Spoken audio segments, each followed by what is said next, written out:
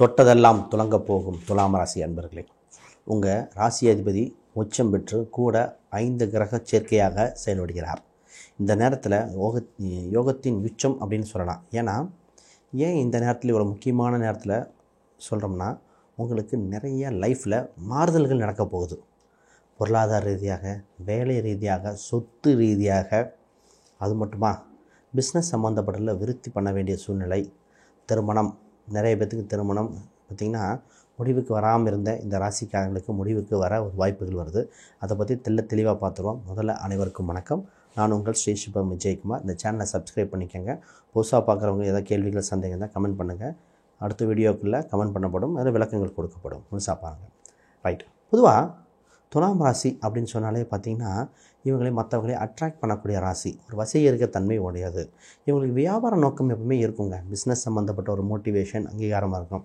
எந்த ஒரு விஷயம் கொடுத்தாலும் சக்ஸஸ்ஃபுல்லாக பண்ண திறம் படைத்தவர்கள். இப்போ ஒரு வேலையில் சேர்ந்தால் அதில் இவங்க சைன் பண்ணுவாங்க. ஏன்னா இவங்க 6ஆம் இடத்துல தான் இவங்க ராசி அதிபதியை உச்சம் பெறுகிறார். சரி, அப்போ தொழிலில் எப்படி இருப்பார்? 10ஆம் அதிபதி இவங்க ராசியில் இருக்குது. அப்போ வேலை தொழில் இரண்டுலேயும் பர்ஃபெக்டாக பேலன்ஸ் பண்ணக்கூடிய ராசி இந்த தராசை குறிக்கக்கூடிய துலாம் ராசி. இவங்களுக்கு திருமணம் அப்படின்னு ஒன்று தயவுசெய்து பண்ணிக்காங்கன்னே சொல்லுவோம். ஏன்னா திருமணத்துக்கு பின் வளர்ச்சி, குடும்பத்தில் வளர்ச்சி காரணமாக திருமணத்தை தள்ளி போடக்கூடாத ராசியில் இந்த ராசி ஒன்று. இவங்களுக்கு குழந்தை சம்மந்தப்பட்ட விஷயங்களில் நிறைய யோகங்கள் இருக்குது. அதை பற்றி தெளிவாக சொல்கிறேன். அந்த பொதுவான பலன் நான் என்ன சொல்வேன்னா, இவங்களுக்கு கல்வி சம்மந்தப்பட்டது நல்லாயிருக்கும். உற்றார் உறவினர்கள், நண்பர்கள் நிறைய பேர் இருப்பாங்க. இவங்க நிறைய பேர்த்த முன்னேற்றுவாங்கன்னே சொல்லிடலாம். இவங்களுக்கு ஒரு சில நேரத்தில் கோபங்கள் அப்படின்னு சொல்லுவாங்க. அது கோபங்கள் சொல்லக்கூடாது, இவங்களுக்கு வைராகியம்னு சொல்லணும். இவங்களுக்கு பிடித்த விஷயத்த பொறுமையாக இவங்க என்ன சொல்கிறாங்கன்னு மற்றவங்க கேட்டுக்கிட்டால் இவங்கள மாதிரி ஒரு துலாம் ராசிக்காரங்க மாதிரி நெருங்கி பழகக்கூடியது, நட்பு ரீதியாக இருக்கிறது, அது மாதிரி விஷயங்களில் இறைவன் இவருக்கு தூதுவராக இருப்பார் என்பது மாற்றுக்கிறதில்லை. ஏன்னா இவங்களுக்கு 5ஆம் அதிபதி சனி, அவர் இந்த ராசி தான் உச்சம் பெறார். இப்போ இறையருள் உள்ளவங்க இவங்க. உள்ள ஒரு இன்ட்யூஷன் பவர் இருக்கும். உள்ளுணர்வுப்படியே நடங்க, உறுதியாக வெற்றி அடையும். அந்தளவுக்கு சிறப்பு வாய்ந்தது இந்த துலாம் ராசிங்க. இப்போ இந்த கோச்சாரத்தில் 5 கிரக சேர்க்கை பற்றி பார்ப்போம். உங்கள் ராசிக்கு 6ஆம் இடத்தில் 5 கிரக சேர்க்கை நடக்குது. அதில் சுக்கிரன், சனி, ராகு, சூரியன் கூட புதன். இப்போ இந்த அற்புதத்தை பற்றி பார்ப்போம். பொதுவாக தொழில் அப்படிங்கிற ஒரு விஷயம் தான் ஃபஸ்ட்டு பேச போகிறேன். உங்கள் தொழில் சம்மந்தப்பட்டதில் 10ஆம் அதிபதி உங்கள் ராசியில் இருக்கிறனால தொழில் சம்மந்தப்பட்டதில் எதிரிகளை வெல்லக்கூடியது. காம்படிஷன் தான் கவலையே பட வேண்டாம். எதிரிகளை வென்று சக்ஸஸ் அடையக்கூடிய வாய்ப்புகள் உண்டு. உங்களுக்கு தொந்தரவு கொடுத்து விட்டவர்கள் விலகுவார்கள். உங்களுக்கு அப்புறம் ரொம்ப நாளாக ஒரு விஷயத்தை அச்சீவ் பண்ணணும்னு நினச்சிட்ருக்கீங்க. உங்களுக்கு வாய்ப்புகள் தானாக தேடி வருகிற கால சூழ்நிலை வந்தாச்சு. அப்போ ஒரு நல்ல காலம் பிறந்திருக்கு. பிஸ்னஸ் சம்மந்தப்பட்ட இன்வெஸ்ட்மெண்ட் மட்டும் இப்போ காலம் இல்லை. ஆக இப்போ என்ன பண்ணால் பிஸ்னஸ் சம்மந்தப்பட்ட ஐடியாலஜிக்கெலாம் க்ரியேட் பண்ணிவிட்டு அடுத்தடுத்த ஸ்டெப்புக்கு நீங்கள் டெவலப் பண்ணிகிட்டே வாங்க. உங்களுக்கு என்ன ஆகும்னா, குறிப்பிட்ட நேரம் காலம் வரும்போது அடுத்த அப்படியே இம்ப்ளிமெண்டேஷன் நடக்கக்கூடிய காலகட்டமாக இருக்கும்.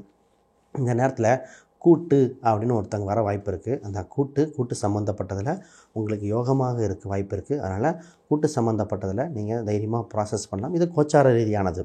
தசாபுத்தி, மற்ற லக்னங்கள், மற்ற அம்சங்களாக பார்க்கணும்.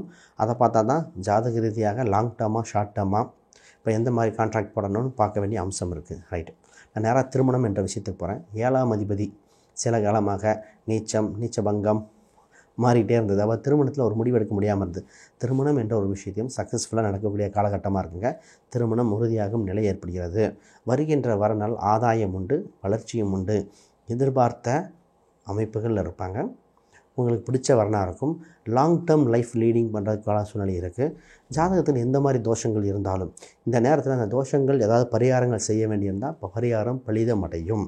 பொதுவாக இந்த ஜாதகத்துக்கு திருமண பொருத்தங்கிறது நிறைய பேர் மிஸ்டேக் பண்ணிகிட்ருக்காங்க. மண்டபம் என்றைக்கு காலியாக இருக்கோ அன்னைக்கு டேட்டை போட்டு கொடுங்கன்னு கேட்குறாங்க. அப்படி கேட்கக்கூடாது. எப்பவுமே லக்னம் அப்படிங்கிற திருமண லக்னம், அது முகூர்த்த லக்னம் ரொம்ப முக்கியங்க. ஆண் பெண் இருவருக்கும் ஜாதக ரீதியாக பார்த்து, நாள் கிழமைகள் பார்த்து, திதிகள் பார்த்து, யோக நட்சத்திரம் எதுன்னு பார்த்து, அப்போ அந்த லக்ன புள்ளி அதை பார்த்து இப்படி பண்ணணும். அப்படி பண்ணும்பொழுது தான் லாங் டேர்ம் லைஃப் நீடிக்கும், குழந்தை பிறப்பு உண்டு, பொருளாதார விருத்தி ஏற்படும். அதற்கப்புறம் திருமணத்துக்கு அப்புறம் யோகங்கள் இப்படி படிப்படியாக இருக்கும். இதை விட்டுட்டு ஜஸ்ட்டு சொந்தக்காரங்க வராங்க, வெளிநாட்டிலேருந்து ஒருத்தவங்க வராங்க, இந்த டேட்டை போட்டு கொடுங்கன்னு ஒரு சிலர் கேட்குறாங்க. நான் பொதுவாக அப்படி ரெக்கமெண்ட் பண்ணுறதில்ல. அப்படி போக வேண்டாம். நல்லா பர்ஃபெக்டாக பார்த்து போடுங்க. அதுதான் சூப்பராக இருக்கும். சரி, அப்போ திருமணத்துக்கு முதல்ல வாழ்த்துக்கள். சீக்கிரம் ப்ராக்ரஸ் பண்ணுங்கள், பார்ப்போம். ரைட்.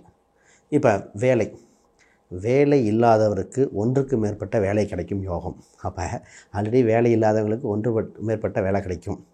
சரி, ஆல்ரெடி வேலை இருக்கிறவங்களுக்கு புது ஆப்பர்ச்சுனிட்டி கிடைக்க போகுது. ரைட், அதை பற்றி தெளிவாக பார்ப்போம். பொதுவாக உங்கள் 6ஆம் இடம் தான் வேலையை குறிக்கும். அதில் இத்தனை கிரகங்கள் இருக்கும்போது வேலை வாய்ப்புகள் அதிகமாக இருக்கும். வேலையில் வளர்ச்சி படிநிலைகள் சூழ்நிலையாக இருக்கும். ஒன்றுக்கு மேற்பட்ட இதில் கிடைக்கும். அதில் நீங்கள் கரெக்டாக தேர்ந்தெடுக்கணும். இப்போ வேலை எடுக்கும் பொழுது எந்த பக்கம் எடுத்தால் நல்லாயிருக்கும், எந்த திசையில் போகலாம், எந்த துறையில் போனால் நல்லாயிருக்கும், லாங் டேர்மாக இருக்கும்.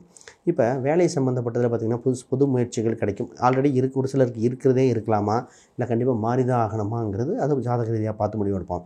ஆக ஒரு வேலையில் ஒரு இம்ப்ரூவ்மெண்ட் இருக்குது, சரியான காலகட்டமாக இருக்கும். இப்போ காம்படிஷன் இருக்கிறவங்க விளையிடுவாங்க. ஆனால் உங்கள் வளர்ச்சியை பார்த்து பொறாமைப்படக்கூடிய சூழ்நிலை உண்டு. உங்களை பற்றி தவறாக மேலிடத்தில் சொல்ல வாய்ப்பு இருக்குது.